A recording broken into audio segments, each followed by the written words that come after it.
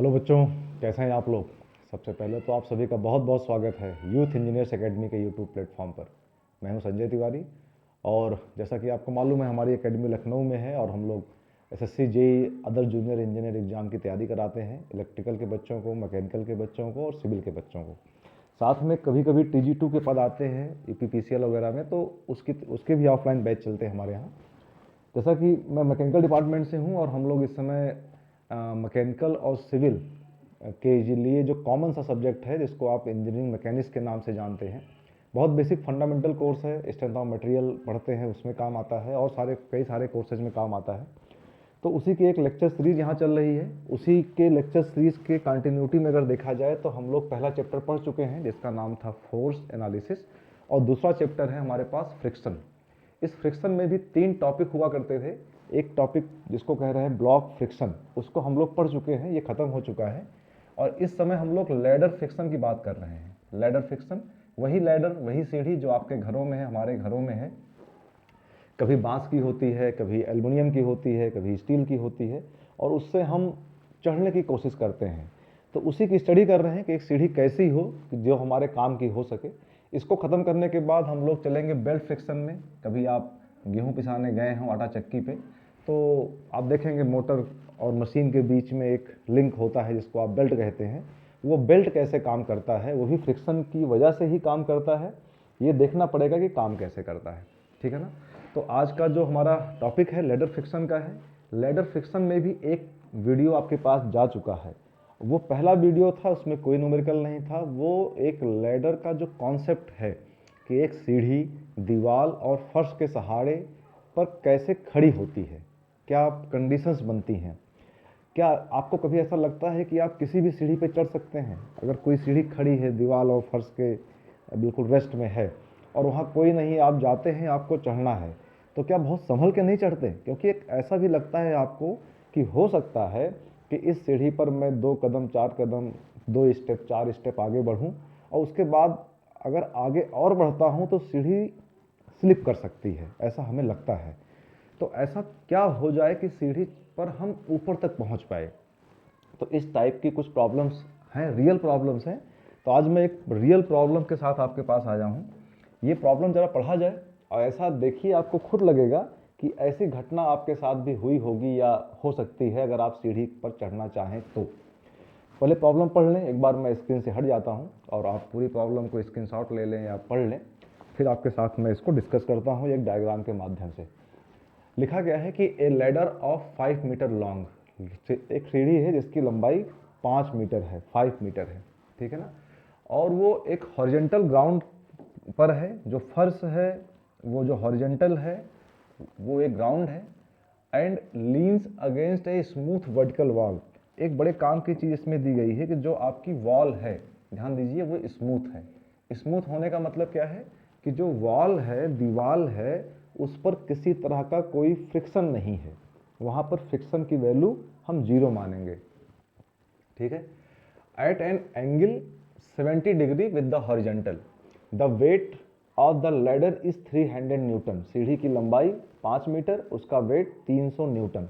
The ladder is on the verge of sliding. जो सीढ़ी है वो बिल्कुल सरकने की कंडीशन पे आ जाती है। कब आ जाती है वो देखना है। तो कह रहा है कि is on the verge of sliding when a man weight 750 newton stand on a rung 1.5 metre height. मतलब सीढ़ी पर जब एक आदमी 1.5 मीटर तक पहुंच जाता है तब उस समय सीढ़ी सरकने वाली हो जाती है। उस समय सीढ़ी सरकने वाली हो जाती है, मतलब 1.5 मीटर के आगे अगर उसने एक कदम और भी बढ़ाया तो सीढ़ी गिर जाएगी, ठीक है ना। ये आदमी नहीं है, वो आप हैं। अपने को कंपेयर करिए कि हम सीढ़ी पर चढ़ रहे हैं धीरे धीरे, और चढ़ते चढ़ते जब हम 1.5 मीटर तक पहुंचते हैं तो उसके बाद वो सीढ़ी हमारी सरकने की कंडीशन में आ जाती है और हो सकता है कि अब वो स्लाइड कर जाए, ठीक। पूछ क्या रहा है, calculate the coefficient of friction between the ladder and the floor. तो ये तो दिखाई पड़ रहा है कि हमारा जो दीवार है, वॉल है, वो तो स्मूथ है, वहाँ तो कोई फ्रिक्शन है नहीं। तो जानना चाह रहा है कि फर्श और सीढ़ी के बीच में कितना फ्रिक्शन कॉफिशिएंट है अगर एक व्यक्ति जिसका वेट 750 न्यूटन है वो सीढ़ी पर 1.5 मीटर तक पहुंचता है, उसके बाद उसको एक कदम और आगे बढ़ाने की हिम्मत नहीं पड़ती है ना। आइए ज़रा इस सारी बातों को एक डायग्राम से समझने की कोशिश करें, तब चीज़ें ज़्यादा क्लियर होंगी। इसको मैं यहाँ पर रख लेता हूँ, ज़रूरत पड़ने पे ज़रूर उठाएंगे, ठीक है। इसको एक डायग्राम की मदद से देखा जाए। ठीक, आइए डायग्राम क्या लिया मैंने, ये डायग्राम बना के रखा हुआ है, इसको अपने ले आते हैं।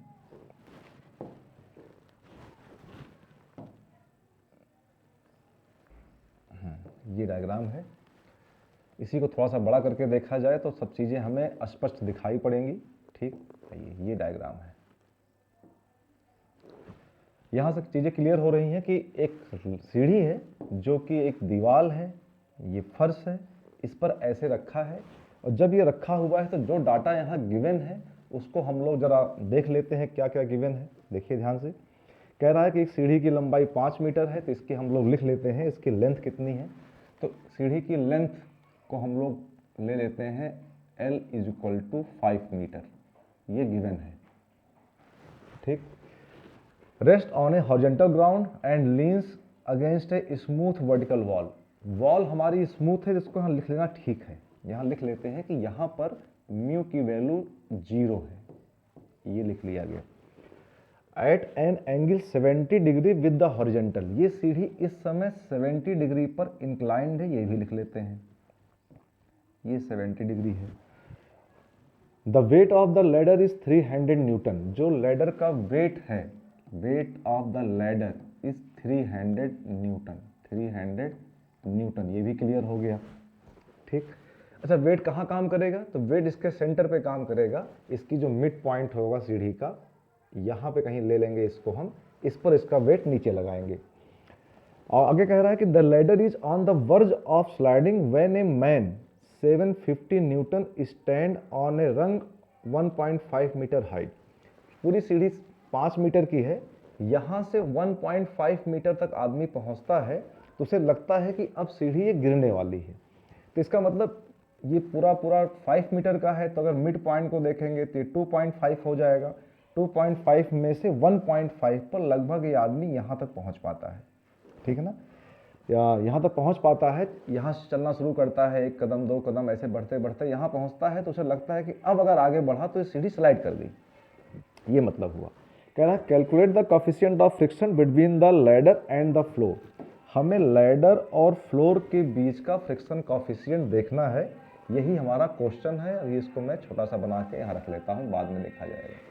चलिए, तो फ्रिक्शन कोफिशिएंट यहाँ पे जो लैडर और फर्श के बीच में देखना है, हमें कैलकुलेट करना है म्यू की वैल्यू, ये हमें नहीं पता, यही कैलकुलेट करना है, ध्यान देंगे, यही पता करना है। आइए, तो पिछला वीडियो अगर आप ढंग से देख लेंगे तो बहुत जल्दी से यहीं एफबीडी बनाएंगे और यहीं एफबीडी बना के सॉल्व करेंगे। आइए पहले हम लोग लैडर की एफबीडी बनाएं, ठीक है। चलिए, लैडर का ये पॉइंट मान लेते हैं कि ये पॉइंट ए है, और दूसरा पॉइंट यहाँ पे है, इसको मान लेते हैं ये पॉइंट हमारा बी है। This point is B ladder पे, ठीक है। तो जो वेट हमें दिए गए हैं लगा लें। हमें जो आदमी दिया गया था, जो इंसान है जो इस पे चढ़ रहा था, उसका वेट कितना दिया गया था, तो उसका वेट शायद दिया गया था 750, है ना, उसका वेट 750 न्यूटन था, ठीक है। तो जो आदमी का वेट है वो भी लिख लें, स्मॉल w से लिख रहे हैं उसको, और उसको कह रहे हैं 750 न्यूटन, ठीक है ना। चलिए, तो आदमी कहाँ तक पहुँचता है, यहाँ से चलते चलते यहाँ तक पहुँचता है। तो इसका मतलब इस पॉइंट पर एक फोर्स नीचे की तरफ काम करेगा, जो उस आदमी का वेट होगा, कितना होगा, 750 न्यूटन, ठीक। दूसरा जो वेट है लैडर का 300 न्यूटन, वो उसके सेंटर पे काम करेगा, और सेंटर लाइन हमारी ये है, तो यहाँ से एक वर्टिकल लाइन और आनी चाहिए जिसकी वैल्यू होगी 300 न्यूटन। बात समझ में आ गई। ये 2 फोर्स हो गए जो सीढ़ी पर लग रहे हैं, उसका खुद का वेट और यहाँ से लेंथ, ये इसका आदमी का वेट।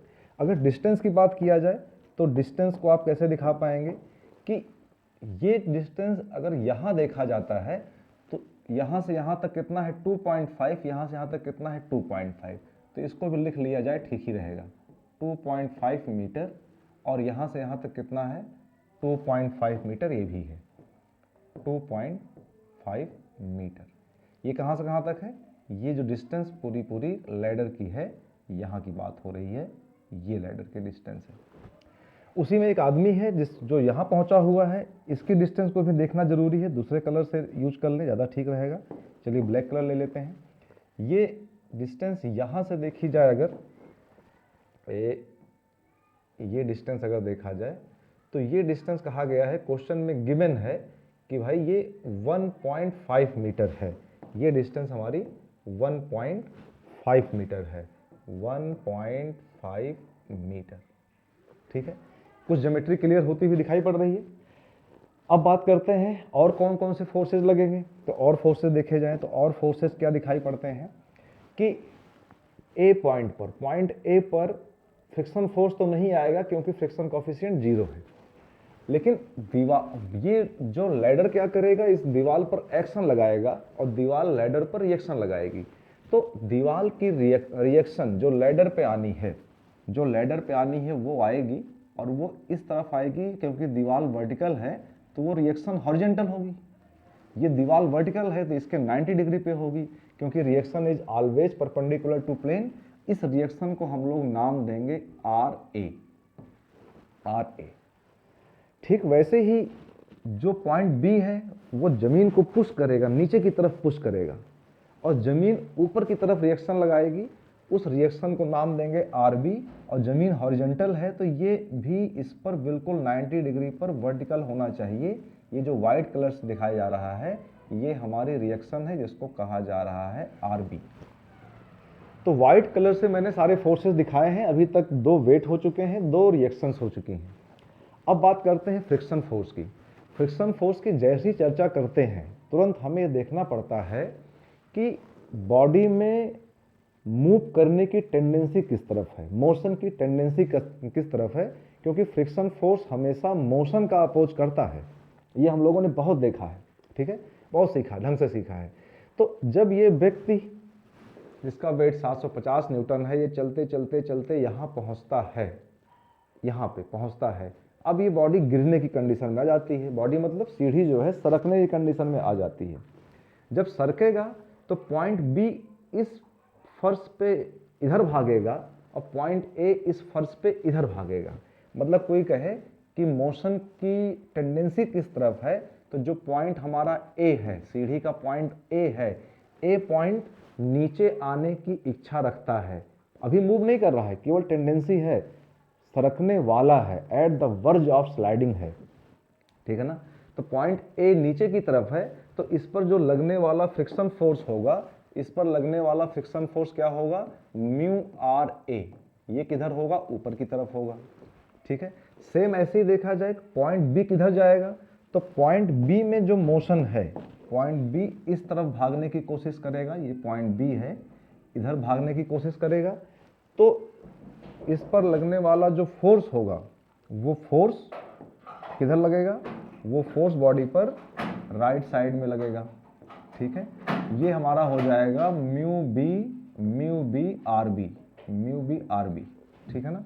तो कुल मिलाकर ये देखा गया, लेकिन क्वेश्चन में गिवन क्या है कि यहाँ पर म्यू की वैल्यू 0 है। म्यू की वैल्यू 0 होने का मतलब क्या हो गया कि फ्रिक्शन फोर्स यहाँ पे टोटल ये 0 हो गया, तो इसको कंसीडर नहीं करना है, लेकिन इस पर एक फोर्स लगेगा जिसे आप कहेंगे μB RB।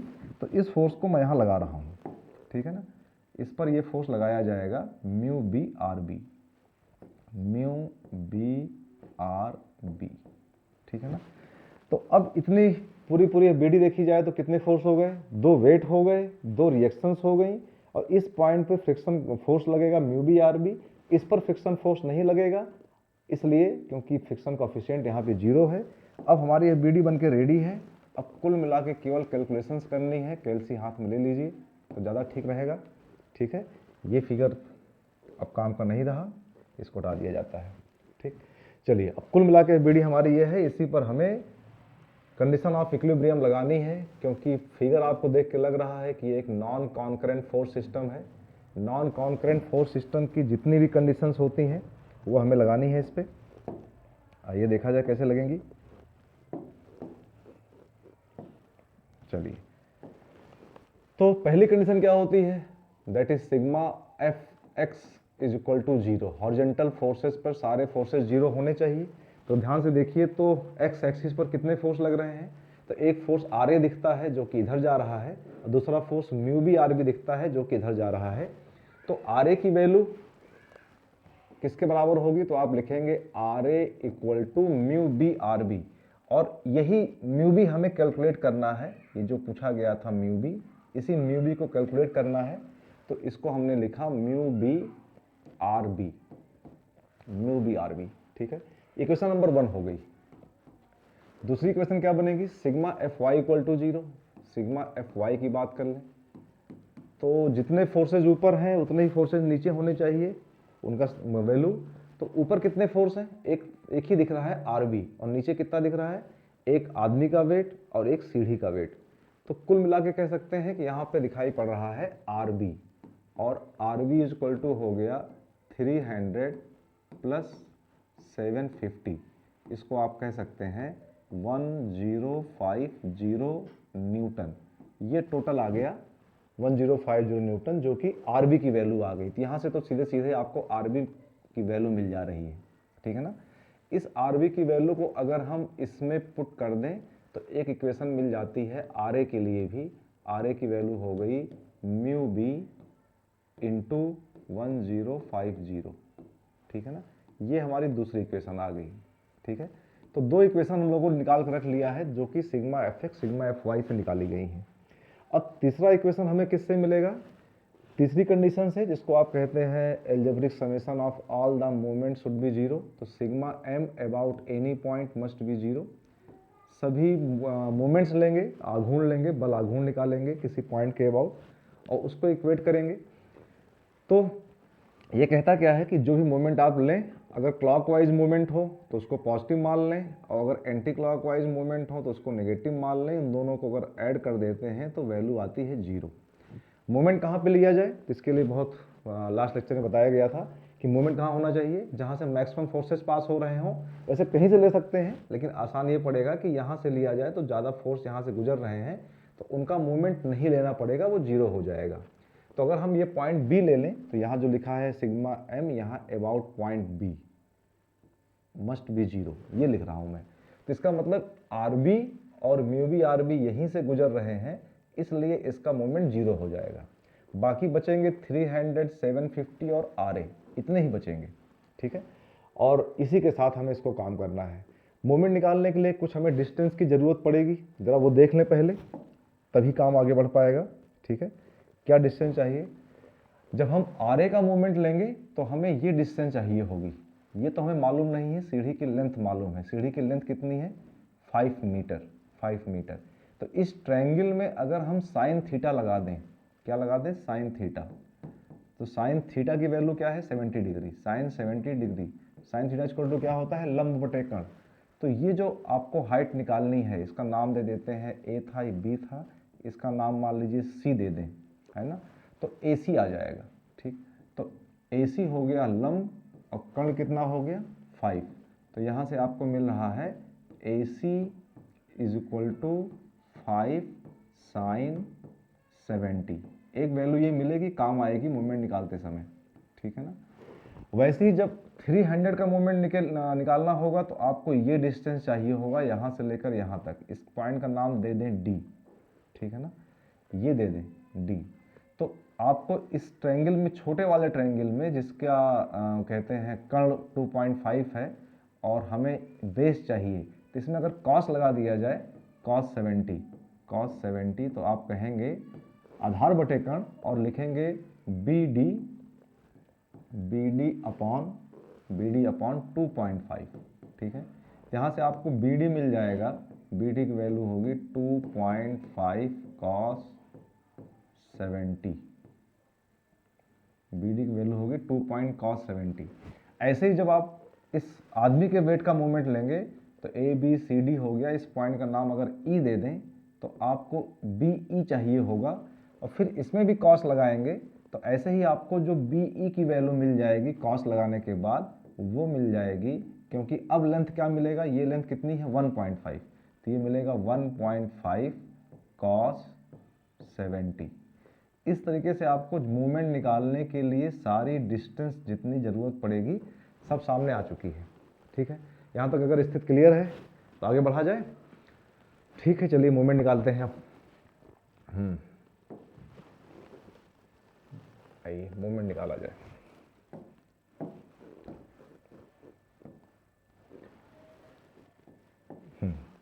तो पहला फोर्स लेते हैं आर ए का, फोर्स इनटू परपेंडिकुलर डिस्टेंस। कैसा घुमाएगा, पॉइंट बी के अबाउट क्लॉकवाइज। तो ये होगा आर ए और डिस्टेंस कितनी है ए सी, ए सी की वैल्यू मालूम है, तो आर ए इंटू ए सी लिखना है और क्लॉकवाइज होगा। ठीक है, और आर ए की वैल्यू हम लोग निकाल चुके हैं, बाद में पुट कर लेंगे। तो पहला मोमेंट क्या हो गया, आर ए इंटू ए सी। अब ए सी की वैल्यू हमने निकाल कर रखा है 5 sin 70, 5 sin 70, और ये क्लॉकवाइज मूव करेगा इसलिए इसको लिखा जा रहा है पॉजिटिव में। तो पहला फोर्स का मोमेंट तो ये हो गया। दूसरा फोर्स देखें तो 300, ये फोर्स नीचे लग रहा है, यहाँ से लेकर यहाँ तक परपेंडिकुलर डिस्टेंस हो जाएगी, इसको आप कह रहे हैं बी डी। तो आप लिखेंगे 300 इंटू बी डी, लेकिन ये एंटी क्लॉकवाइज रोटेट करेगा, इसे माइनस में लिखेंगे तो आप आएगा 300 into B D. B D की वैल्यू क्या है 2.5 cos 70। ठीक, ये दूसरा मोमेंट हो गया। तीसरे मोमेंट की बात करें तो जो आदमी का वेट है, जो यहाँ तक चढ़ा था, कहाँ तक चढ़ा था 1.5 मीटर तक, इसका वेट नीचे काम कर रहा है, फोर्स इंटू डिस्टेंस। अब की डिस्टेंस क्या होगी बी ई, तो फोर्स और डिस्टेंस का मूवमेंट कैसा आएगा एंटी क्लॉकवाइज। तो यहाँ लिखेंगे माइनस एंटी क्लॉकवाइज है, और फोर्स कितना है 750, और डिस्टेंस क्या है बी ई, और बी ई निकाल कर रखा हुआ है 1.5 cos 70। और इसके अलावा कोई फोर्स नहीं है, आर बी और म्यू बी आर बी का मोमेंट तो जीरो हो चुका है, तो यही इक्वल टू होना चाहिए zero. This is equation number 3। ये तीसरी इक्वेशन है, ये पहली है और ये दूसरी है। इन्हीं तीनों को सॉल्व करना है, सॉल्व करके हमें म्यू निकालना है। चलिए कोशिश करते हैं इसको सॉल्व करने की। कैलसी निकालिए, कैलकुलेशन मिस्टेक ना होने पाए। ठीक है, तो आर ए, इसमें सारी वैल्यू पुट कर देंगे। इस पूरी इक्वेशन में एक अननोन आर ए दिख रहा है और सब कुछ नोन है, तो आर ए की वैल्यू यहाँ से इसमें डालने की बात होगी। कहाँ से, देखिए हमने आर ए की वैल्यू यहाँ निकाल कर रखा हुआ है, इसी आर ए को लाकर यहाँ पे फिट किया जाए। फिट करने पे क्या दिखाई पड़ेगा, जहाँ पे आर ए है, आर ए वहाँ क्या हो जाएगा म्यू बी 1050।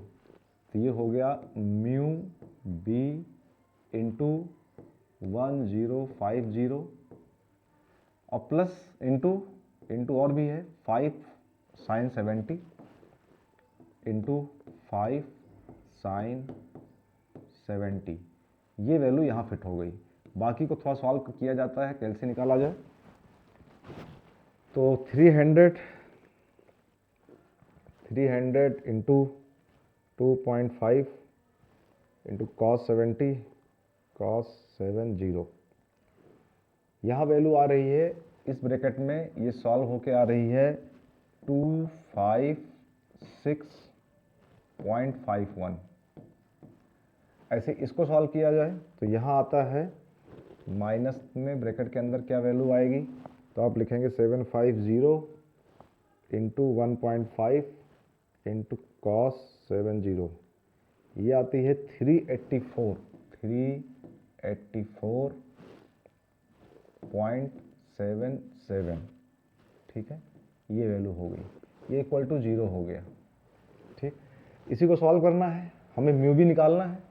तो म्यू भी निकालने के लिए क्या करना पड़ेगा, 384 में ये 256.51 तो ऐड कर दें, ठीक है, प्लस 256.51, ये वैल्यू इधर आएगी तो हो जाएगा इक्वल, इधर जाएगा तो प्लस का हो जाएगा, ये आ रही है 641.28।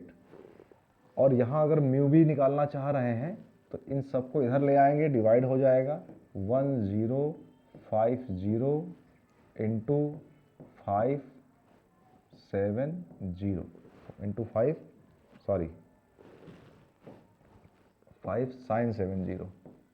sin 70 इसी को सॉल्व करना है।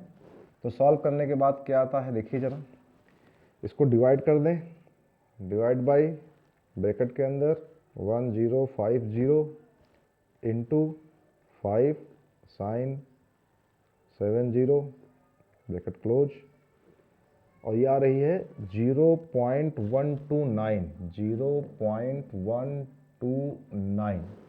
तो यहाँ से आंसर दिखाई पड़ रहा है कि म्यू बी की वैल्यू जो आ रही है 0.129, मतलब सीढ़ी और फर्श के बीच में अगर इतना फ्रिक्शन कॉफिशिएंट है तभी यह व्यक्ति यहाँ से चढ़ते हुए 1.5 मीटर तक पहुँच पाएगा, अदरवाइज ये नीचे आ जाएगा।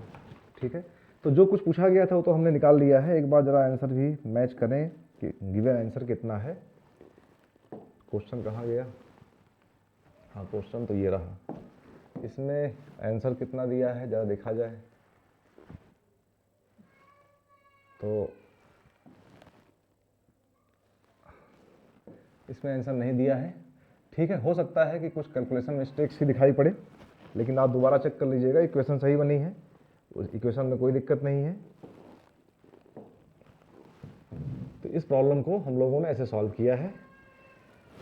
कुछ कैलकुलेशन मिस्टेक हो सकती है, ऐसी बात नहीं है, लेकिन कॉन्सेप्ट आप देखिएगा तो मुझे लगता है कि ये क्वेश्चन समझ में आया होगा। और एक क्वेश्चन हो चुका है, अभी लैडर के कम से कम 4 से 5 क्वेश्चन और किए जाएंगे और सारी कंडीशन को यहाँ पे डिस्कस किया जाएगा। तब तक के लिए थैंक यू सो मच। पढ़ते रहिए, खुश रहिए, मस्त रहिए।